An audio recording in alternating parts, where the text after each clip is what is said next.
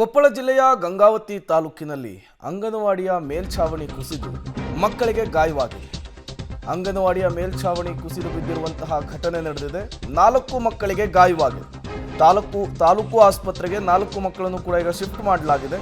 ಗಂಗಾವತಿಯ ಮೆಹಬೂಬ್ ನಗರದ ಅಂಗನವಾಡಿಯಲ್ಲಿ ಘಟನೆ ನಡೆದಿರುವಂಥದ್ದು.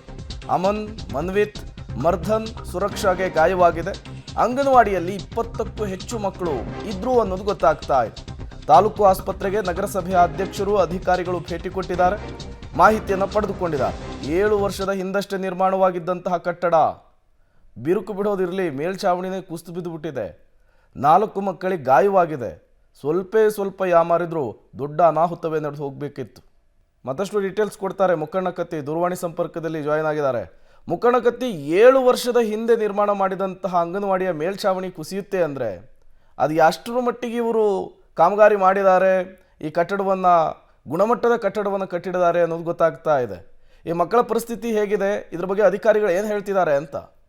ಹೌದು ಪ್ರೇಮ, ಅಂದ್ರೆ ಕೊಪ್ಪಳ ಜಿಲ್ಲೆಯ ಗಂಗಾವತಿಯ ಮೆಹಬೂಬ್ ನಗರದ 7ನೇ ವಾರ್ಡ್ನಲ್ಲಿರುವಂತಹ ಅಂಗನವಾಡಿ 11ನೇ ಕೇಂದ್ರದಲ್ಲಿ ಇಂದು ಬೆಳಗ್ಗೆ ಅಂದ್ರೆ 20ಕ್ಕೂ ಹೆಚ್ಚು ಅಂಗನವಾಡಿಯ ಮಕ್ಕಳು ಅಂಗನವಾಡಿಗೆ ಬಂದರೆ ಕಳೆದ 3 ದಿನದಿಂದ ರಜೆ ಇದ್ದ ಕಾರಣಕ್ಕಾಗಿ ಇವತ್ತು ಕಳೆದ 2 ದಿನದಿಂದ ಮಳೆ ಬಂದಿತ್ತು.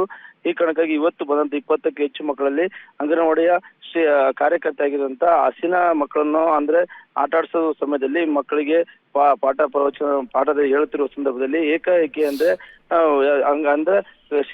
ಅಂಗನವಾಡಿಯ ಛತ್ತು ಬಿದ್ದಿವೆ. ಅಂದ್ರೆ 4 ಮಕ್ಕಳು ಗಾಯಗೊಂಡಿದ್ದಾರೆ. ಅಂದ್ರೆ ಅಮ್ಮನ್ ಆಗಿರುವುದು, ಮನ್ವಿತ್ ಆಗಿರುವುದು, ಮರ್ದನ್ ಆಗಿರುವುದು, ಸುರಕ್ಷಾ 4 ಮಕ್ಕಳನ್ನು ಗಂಗಾವತಿಯ ತಾಲೂಕು ಆಸ್ಪತ್ರೆಗೆ ಈಗಾಗಲೇ ಸೇರಿಸಿ ಮತ್ತು ಈಗ ಇಬ್ಬರಿಗೆ ತೆಲಿಗೆ ಪೆಟ್ಟು ಬಿದ್ದಿದೆ. ಇಬ್ಬರಿಗೂ ಕಾಲು ಸಣ್ಣ ಪುಟ್ಟ ಗಾಯಗಳಾಗಿವೆ. ಈಗ ಸ್ಥಳಕ್ಕೆ ಭೇಟಿ ನೀಡಿ ಸಿಡಿಪೋ ಆಗಿರ್ಬೋದು ಮತ್ತು ನಗರಸಭೆ ಅಧ್ಯಕ್ಷರು ಸ್ಥಳಕ್ಕೆ ಭೇಟಿ ನೀಡಿ ಪರಿಶೀಲನೆ ನಡೆಸಿದ್ದಾರೆ. ಏನ್ ಕಾರಣ, ಏನು ಶಿಥಿಲ ವ್ಯವಸ್ಥೆ ಆಗಿತ್ತು ಮತ್ತು ಅಂದ್ರೆ ಅಂಗನವಾಡಿ ಕಟ್ಟಡ ಸರಿಯಾಗಿ ಕಟ್ಟಿಲ್ಲ ಅನ್ನೋ ಕಾರಣಕ್ಕಾಗಿ ಮತ್ತು ಏನೆಂಬುದನ್ನು ಈಗ ಸ್ಥಳಕ್ಕೆ ಭೇಟಿ ನೀಡಿ ನಗರಸಭಾ ಸದಸ್ಯರಾಗಿರ್ಬೋದು ಮತ್ತು ಅಧಿಕಾರಿಗಳಾಗಿರ್ಬೋದು ಸಿಡಿಪಿಒಗಳು ಭೇಟಿ ನೀಡಿ ಪರಿಶೀಲನೆ ನಡೆಸಿದ್ದಾರೆ. ಓಕೆ, ಥ್ಯಾಂಕ್ ಯು ಮುಕ್ಕಣ್ಣಕತ್ತಿ ತಮ್ಮೆಲ್ಲ ಮಾಹಿತಿಗಾಗಿ.